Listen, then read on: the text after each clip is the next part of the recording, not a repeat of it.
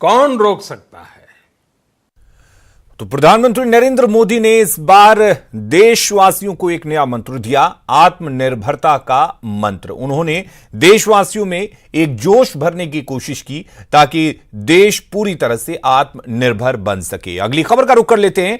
इधर प्रवासी मजदूरों की घर वापसी का सिलसिला भी जारी है।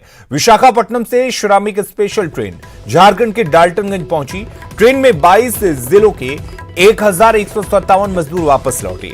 इनमें सबसे ज्यादा 407 मजदूर पलामू के थे। वहीं तेलंगाना से करीब 1200 कामगारों को लेकर एक श्रमिक स्पेशल ट्रेन कोडरमा पहुंची। इनमें राज्य के 19 जिलों के मजदूर तेलंगाना से लौटे।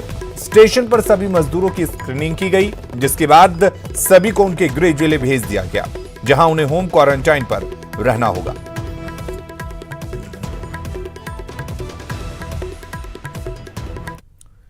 घर वापसी हमेशा सुकून देती है, लेकिन संक्रमण काल में मजदूरों की घर वापसी ने ग्रामीण इलाकों का चैन छीन लिया है। ऐसे में होम क्वारंटीन के नियमों की धज्जियां उड़ती कहीं सरकार को भारी न पड़ जाए।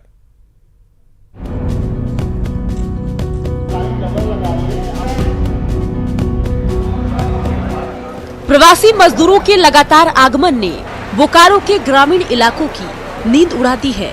शुरुआती चरण में गोमिया प्रखंड के साड़म और चंद्रपुरा के तेलो और साथ ही पीपराडीह में 10 कोरोना मरीज मिले थे, जिसके बाद से इन इलाकों के ग्रामीण प्रवासियों को पहले क्वारंटाइन में रखने की मांग कर रहे हैं।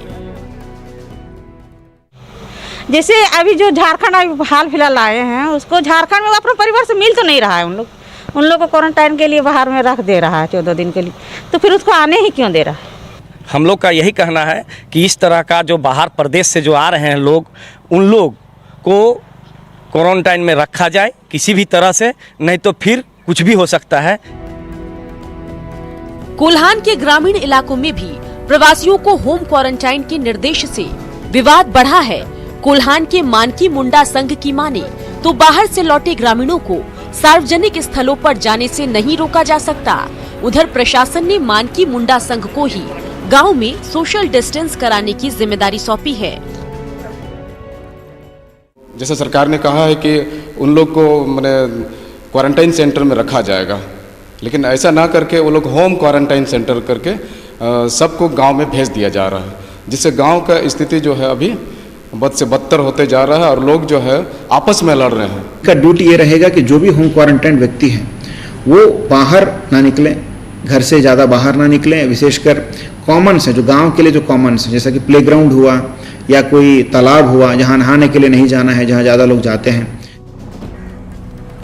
गुमला से बाहर के प्रदेशों में काम करने गए करीब 12,500 मजदूरों की वापसी जारी है। इनमें 290 मजदूर रेड जोन इलाके से लौट रहे हैं, जिन्हें क्वारंटाइन केंद्रों में रखा गया है। प्रशासन की माने तो मजदूरों को किसी तरह की दिक्कत अपने गांव में नहीं होगी। अभी गुमला जिला में बाहर से काफ़ी प्रवासी श्रमिक गण आ रहे हैं। उनके लिए जो हमारे यहाँ व्यवस्थाएं की गई है, उनको जो सूखा राशन भी हम लोग उपलब्ध करा रहे हैं। उसके साथ ही सभी की स्किल मैपिंग हो रही है। वहीं पलामू के गांव में लौट रहे प्रवासी मजदूरों को पंचायत भवन के क्वारंटीन सेंटर में ठहराया जा रहा है, लेकिन व्यवस्था के अभाव में मजदूर अपने घर चले जा रहे हैं, जिससे संक्रमण का खतरा बढ़ गया है। क्या क्या व्यवस्था मिला अभी तक?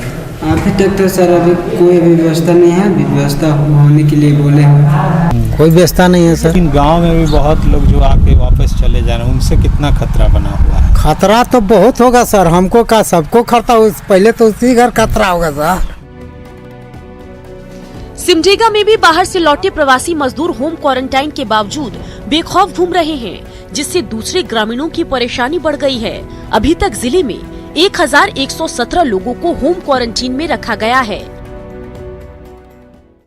हम तो यहाँ पर चाहते हैं कि प्रशासन आके लोग उठा के ले जाए, ताकि हम लोग की गांव सुरक्षित रहे, नहीं तो फिर हम लोग भी महामारी में आ जाएंगे, बर्बाद हो जाएगा पूरा गांव। प्रवासी मजदूरों का बेखौफ अंदाज और क्वारंटीन नियमों को लेकर उनकी अनदेखी ग्रामीण इलाकों में महामारी को आमंत्रण दे रही है।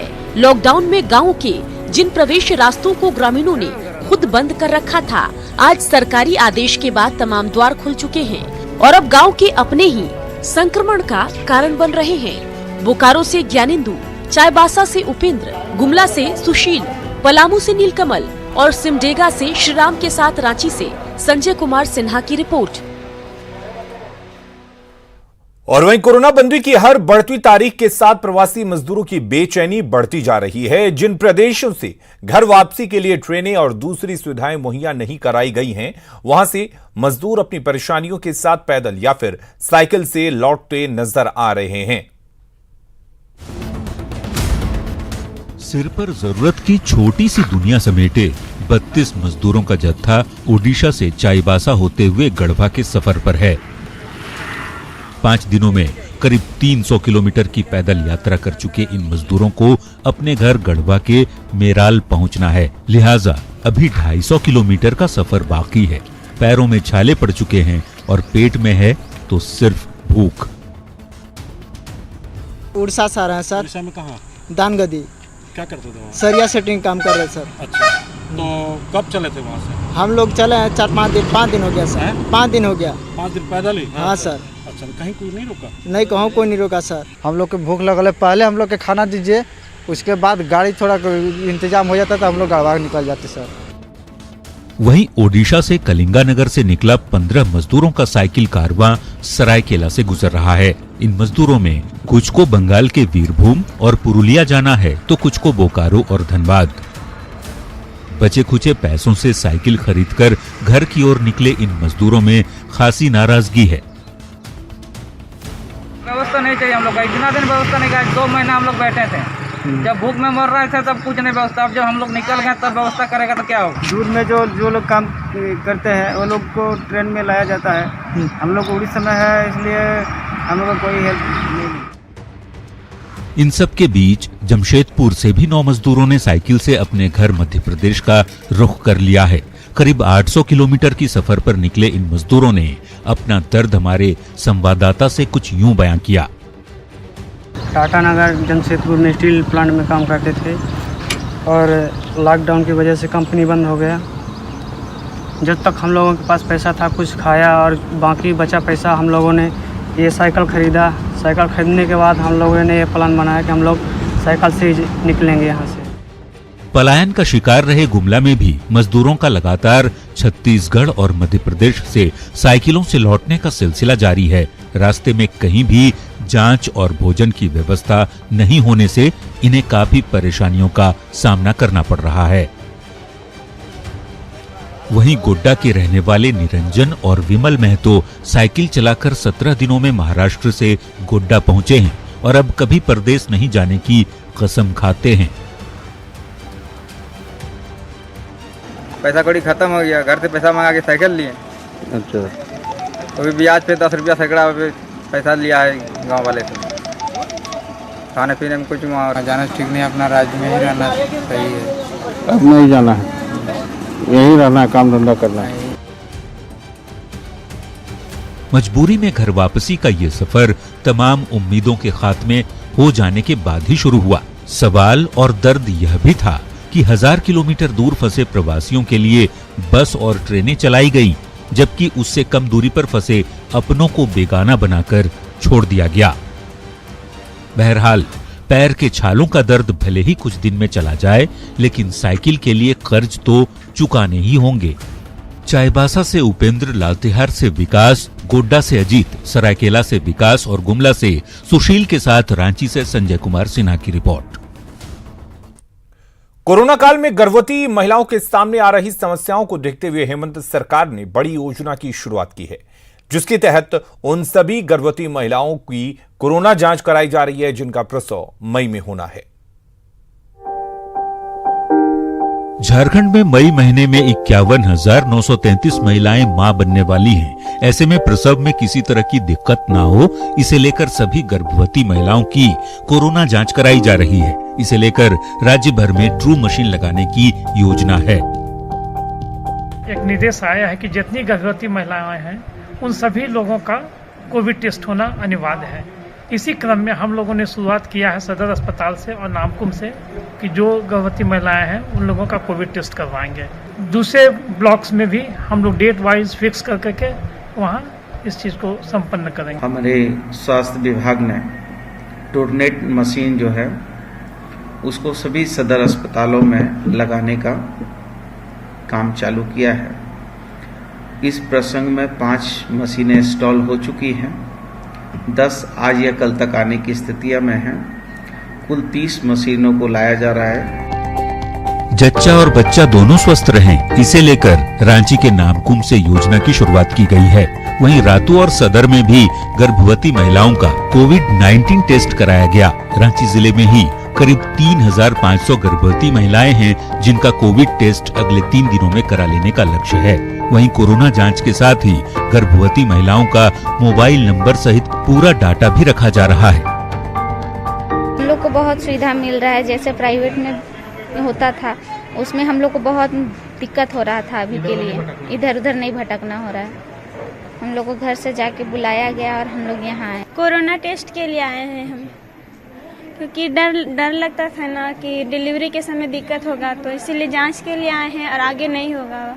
गर्भवती महिलाओं को प्रसव के दौरान इस अस्पताल से उस अस्पताल नहीं भटकना पड़े, इसके लिए हेमंत सोरेन की सरकार ने आज से एक नई योजना की शुरुआत कर दी है। इस योजना के तहत राज्य के 51,000 से ज्यादा गर्भवती महिलाओं का जिनका मई महीने में प्रसव होना है उनका कोरोना जांच पहले ही करा लिया जाएगा और उनको रिपोर्ट दिया जाएगा, ताकि प्रसव के दौरान यदि सिजरियन का फिर आपात स्थिति बनता है तो उनका इलाज सुनिश्चित किया जा सके और जच्चा एवं बच्चा दोनों की जान बचाई जा सके।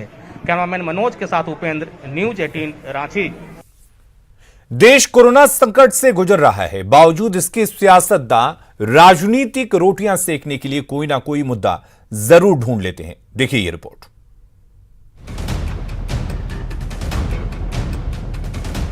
कोरोना संकट के दौर से देश गुजर रहा है, लेकिन सियासी पार्टियों के नेता अपने अपने तरीके से राजनीतिक रोटियां सेकने में जुटे हैं। मुजफ्फरपुर से बीजेपी सांसद अजय निषाद ने देश में संक्रमण की रफ्तार को बढ़ाने का जिम्मेदार तबलीगी जमात से जुड़े लोगों को बता डाला और विवादास्पद बयान भी दे दिया। जमातियों की तुलना आतंकवादियों से कर दी। देश में जो कोरोना की संख्या लगातार बढ़ी तो उसके पीछे में अगर किसी का हाथ है तो इन्हीं लोग का हाथ है। ये लोग शुरू में न्यूसेंस नहीं पैदा करते तो आज इतनी संख्या में कोरोना ग्रसित लोग यहाँ भारत में तबलीगी जमात के कारण ही इसमें है। शुरू से तो सारा देश वही उन्हीं के बारे में बोल रहा है, हम भी उन्हीं के बारे में पहले भी बयान तुलना करते हैं। उनको आतंकवादी से हम तो मांग भी किए हैं सरकार से कि जो भी व्यक्ति चाहे संस्था जो मेरे देश के खिलाफ हो, देश के संविधान के खिलाफ हो, तो उसको आतंकवादी की श्रेणी में रखना ही। नेताओं के विवादास्पद बयान का सिलसिला जारी रहा। बीजेपी पर पलटवार का मौका आरजेडी को मिला तो धर्म की सियासत का आरोप लगाते हुए सीधे कोरोना का जिम्मेदार अमेरिका को ठहरा दिया गया। जरा सुनिए लालू की पार्टी के विधायक का ये बयान। वह धर्म के नाम पर, जात के नाम पर देश को बांटने का काम हमेशा किया है और आज ऐसे कोरोना के महामारी जिसको कि ट्रंप के माध्यम से प्रधानमंत्री लाने का काम किया, यह बम विस्फोट करने का काम किया और अब दूसरे के ऊपर जो है फेंकने का काम करता है। सवाल सहयोगी पार्टी के सांसद पर उठा तो जेडीयू ने चुप्पी साधने में ही भलाई समझी, जबकि बीजेपी के ही दूसरे नेता अपने सांसद की हाँ में हाँ मिलाते नजर आए। ये जमाती भाई जो नेशन हित में काम नहीं कर रहे हैं, नेशन के विपरीत दिशा में 250-300 बाहर से लोग को बुला लिए, हजारों हजार लोग जो अपना वो मरकत में जुटाकर और देश को हरकत में डाल दिए। हमने देखा नहीं, हमने सुना नहीं, पढ़ा भी नहीं, तो जब तक हम पूरा देख नहीं लेंगे वीडियो चाहे उनका बयान, तब तक कैसे हम अपनी बात को रखेंगे। तो जमातियों का मामला एक बार फिर से उठाकर बीजेपी ने जहां सियासत को गरमाने की कोशिश की है, तो वहीं विपक्ष कोरोना काल में गलत बयानी को लेकर सत्ता पक्ष पर तंज कस रहा है। ऐसे में चुनावी साल में कोरोना के बहाने ही सही प्रदेश का सियासी तापमान जरूर बढ़ गया है। न्यूज 18 के लिए पटना से अमित कुमार और आनंद अमृतराज के साथ ब्यूरो रिपोर्ट। खबरों का सिलसिला लगातार जारी है, बने रहिए न्यूज 18 बिहार झारखंड के साथ।